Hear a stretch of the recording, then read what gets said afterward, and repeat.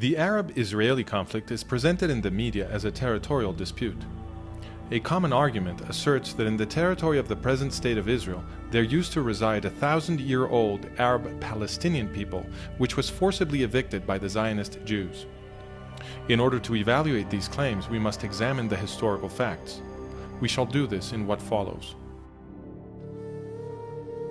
HIR and Faces present a series based on the book The Collapse of the West, the Next Holocaust and Its Consequences.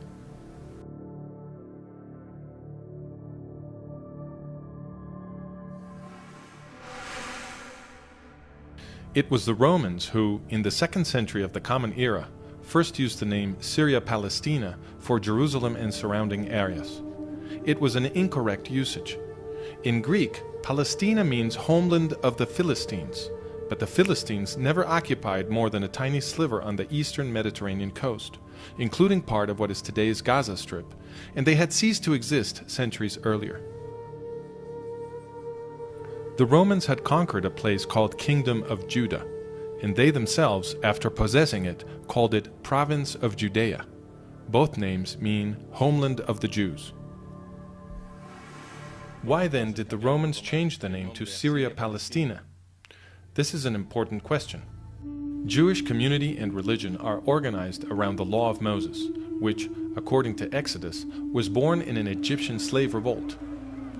This explains why the Law of Moses denounces oppression and protects the poor.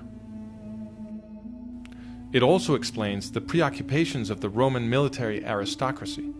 In those days, the Jews were a very large population distributed throughout the Mediterranean. The greatest worry of the Romans was that the popularity of the Law of Moses among the oppressed peoples of the empire might result in revolution. In order to avoid such an outcome, the empire launched enormous mass killings of Jews, remembered today as the First Jewish War, the Diaspora Revolt, and the Second Jewish War. According to historians, taken together and in proportional terms, the Romans killed perhaps more Jews than did Adolf Hitler.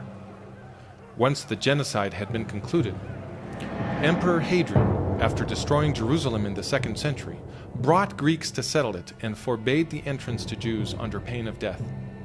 The city was renamed Aelia Capitolina and the area Syria Palestina.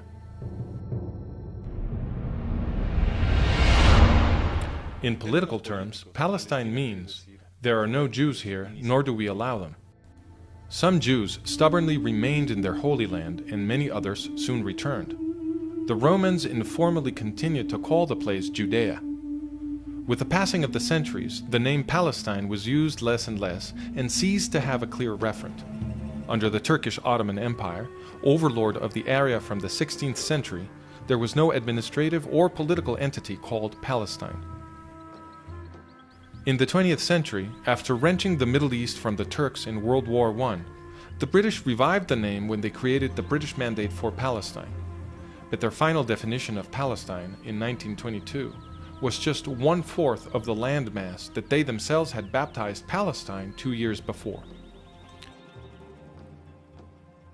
Such arbitrariness supports the complaint of Arab historian Philip Hitti, who testified in 1946 before the Anglo-American Committee of Inquiry that there is no such thing as Palestine in history. Absolutely not. But if the name Palestine is an artificial creation of the Roman Empire, and later of the British Empire, then who are the so-called Palestinians?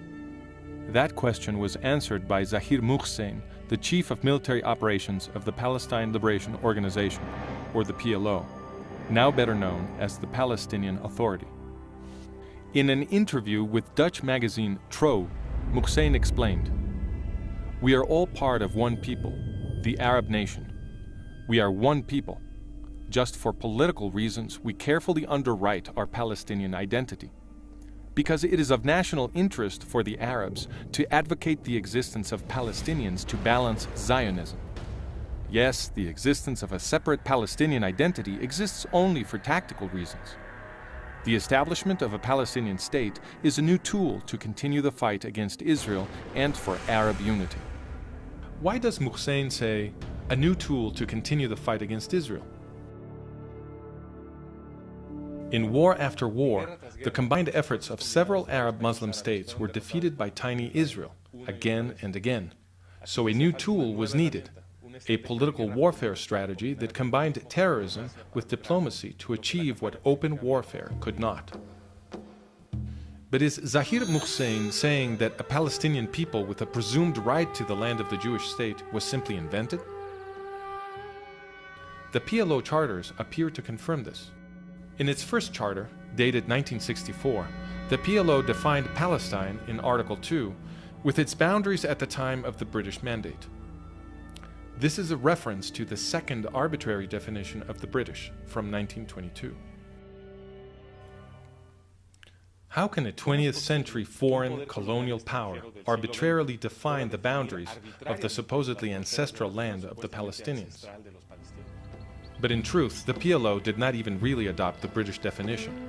In Article 24, the PLO explicitly asserted that Judea, Samaria, and Gaza, the territories which it now claims for its desired state, were not Palestinian.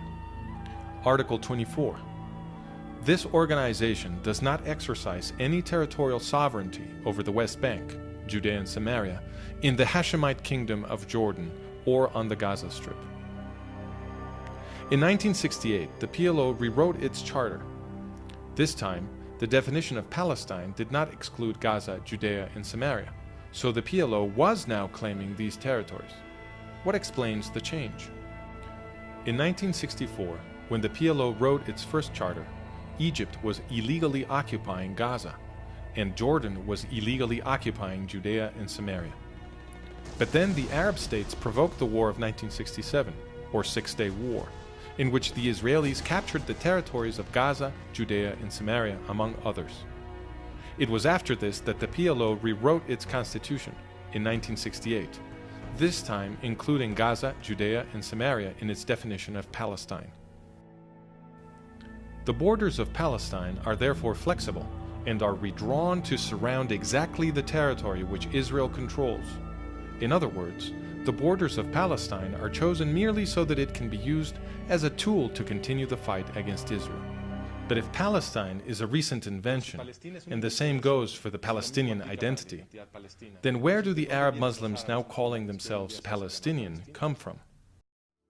Today, about 8 million people live in Israel. But the most reliable estimate about the 19th century puts the population of this area at 300,000. It was practically empty. And that is how 19th century travelers described it. For example, in the mid-19th century, the British consul complained that the area was empty of inhabitants. When Mark Twain visited, he remarked that in the Jezreel Valley there wasn't a single village to be found for 30 miles all around. And a visiting French author, Pierre Loti, wrote that cities and palaces had turned to dust. In a historical study, Karl Hermann Voss explained all this as a result of the Arab-Muslim conquest. In the 12.5 centuries between the Arab conquest in the 7th century and the beginnings of the Jewish return in the 1880s, Palestine was laid waste. Its ancient canal and irrigation systems were destroyed, and the wondrous fertility of which the Bible spoke vanished into desert and desolation. Under the Ottoman Empire of the Turks, the policy of desfoliation continued. The hillsides were denuded of trees and the valleys robbed of their topsoil. And the few people who lived there, who were they? A majority were Muslim, but they were divided by various identities, some of them violently opposed to each other, and none of them Palestinian. There were also small Jewish communities in the large settlements and in the villages of Galilee, and also large populations in Jerusalem, Hebron, Safed, and Tiberias. In Jerusalem, in fact, the Jews were a majority. A document from the British consulate dated 1859 states, "The Muslims of Jerusalem do not exceed a fourth of the entire population." In 1878, 2 years before the Zionist migrations began, the Ottoman Sultan launched a resettlement policy to bring foreign Muslims, mainly Circassians and Algerians. Historian Arnold Blumberg explains, after 1880, the forces of nascent Jewish nationalism, foreign Muslim colonization, sponsored by the Turks, and spontaneous Arab immigration prompted by the new prosperity of Palestine changed the demographic face of the land. Given that starting in 1878, enormous waves of Muslim immigration began arriving in what was essentially an empty territory, it is obvious that the vast majority of those now calling themselves Palestinian do not have thousand-year-old roots in the place. This is confirmed by the UN's behavior, for it has defined a Palestinian refugee as any non-Jew who left during the War of 1948 and whose family had been residing in the area even just 2 years before then. Without such a definition, the population of so-called Palestinian refugees would dwindle almost to nothing. Now then, everybody recognizes that the Zionist Jews settled mostly on barren lands that nobody was using. The very King Abdullah of Transjordan, who would participate in the effort to destroy the nascent Jewish state in 1948, wrote in 1946, "I was astonished at what I saw of the Jewish settlements. They have colonized the sand dunes, drawn water from them, and transformed them into a paradise." The Jewish recovery of the land produced an economic explosion that attracted many Arabs from neighboring countries looking for a better life, and they fattened the numbers of those who would later call themselves Palestinians. Many believe, however, that the Zionist Jews stole the lands upon which they settled, using force. Did they? That question was answered by Haj Amin al-Husseini, the father of the Palestinian movement. In 1936, Husseini, Mufti of Jerusalem, launched his fourth great terrorist assault against the Jews of British Mandate Palestine. He called it the Arab Revolt. This violence lasted until 1939. In 1937, the British government sent a team to investigate, headed by Lord Peel. His mission was to establish what was happening and why. He called Husseini as witness. Sir Laurie Hammond asked Husseini whether the problem was that Jews had taken Arab lands by force. Husseini replied, "In most cases, the lands were acquired. I mean forcibly acquired, compulsory acquisition, as land would be acquired for public purposes." No, it wasn't. Not taken by compulsory acquisition? No. But these lands amounting to some 700,000 dunams were actually sold? Yes, they were sold, but the country was placed in such conditions as would facilitate such purchases. I don't quite understand what you mean by that. They were sold. Who sold them? Landowners. Arabs? In most cases, they were Arabs. Was any compulsion put on them to sell? If so, by whom? As in other countries, there are people who by force of circumstances, economic forces, sell their land. The Arab landowners who, according to Husseini, had been forced to sell their lands were the Effendi, the great feudal lords of the area. They did whatever they liked. Nobody forced them to sell. And they had sold their least productive lands at very high prices.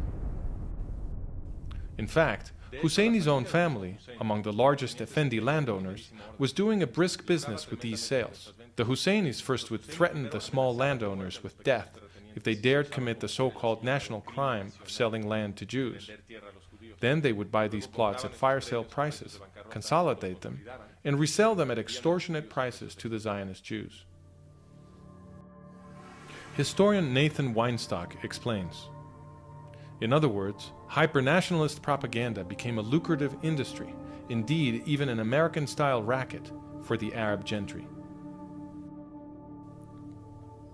To conclude, it is false to say that a 1,000-year-old Palestinian people had its ancestral land taken by force by the Zionist Jews. First, because there was no such Palestinian people in the land, and second, because the Zionist Jews bought their lands from willing Arab landowners at prices well above the usual market rate.